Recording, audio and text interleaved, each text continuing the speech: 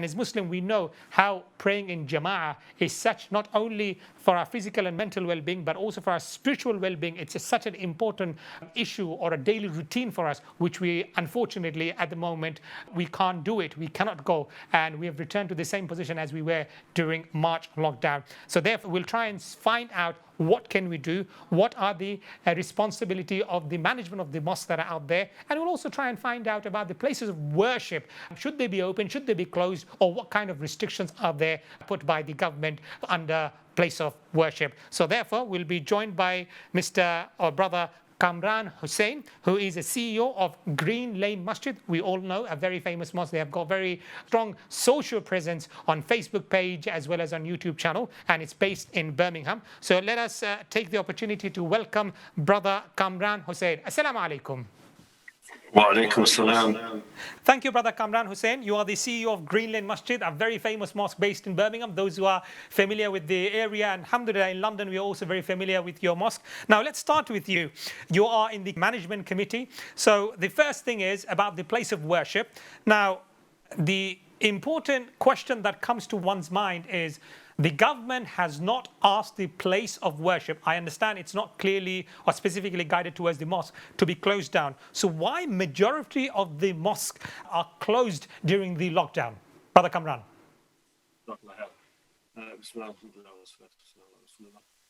Well, the confusion lies in the messaging from the government, where they've actually said that, the places of worship can remain open for individual prayer, but not for congregational prayer. So congregational prayer is banned.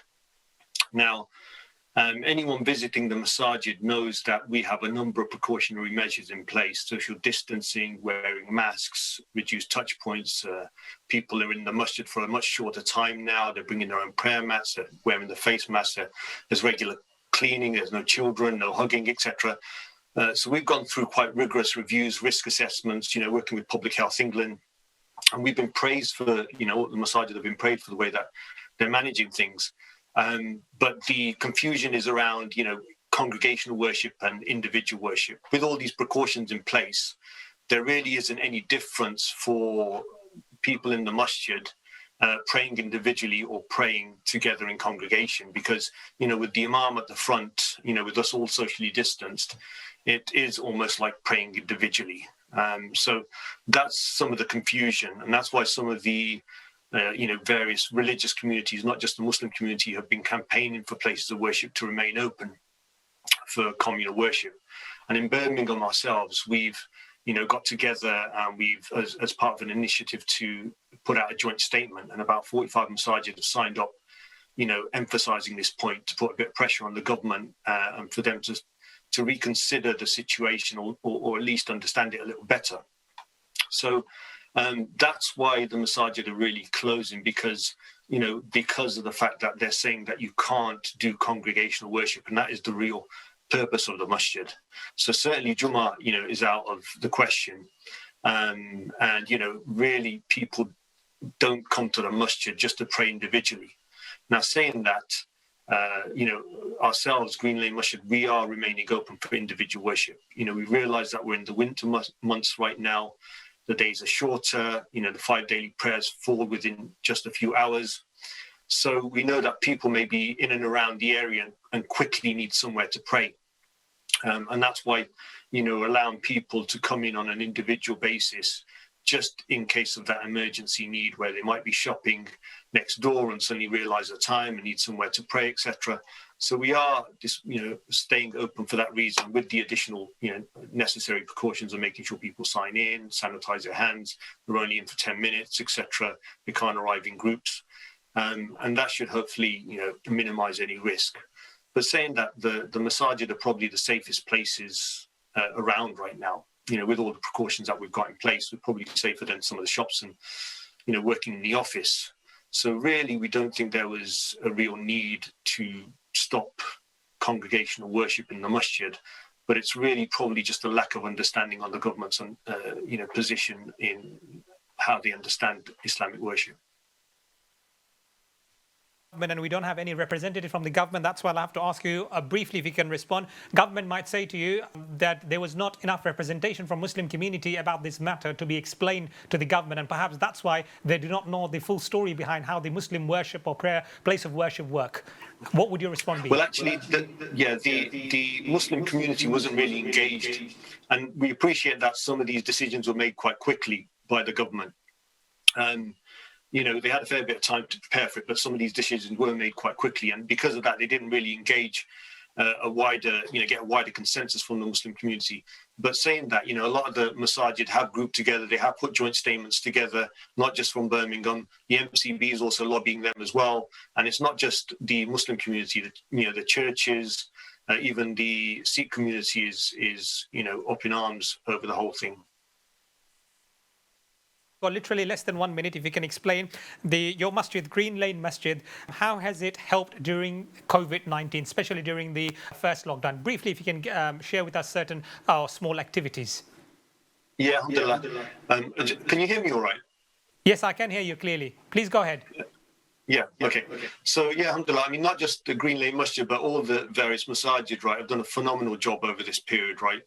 And we need to continue doing that. We've been doing, what comes natural to us, helping others, but we've just been doing it on a bigger scale because the opportunity was there over COVID. And that's really shown the wider community our values, right? Often it's too easy for people to just read what's in the newspaper, certainly the more scrupulous parts of the news media, and just assume that this is the Muslim community. So this really gave us a chance to show our true values, right, and people to see what Muslims are really about. And at Green Lane, we launched a handful of projects. We had food parcel deliveries. We had a PPE campaign with Loft 25, where we are producing PPE for the NHS. We had a million mask campaign for Birmingham, where we tried to produce 1 million masks and distribute that throughout Birmingham, again with Loft 25. Our food bank was open 7 days a week. Our counselling, we started a new counselling service, a listening service online. We had a hardship fund for struggling families.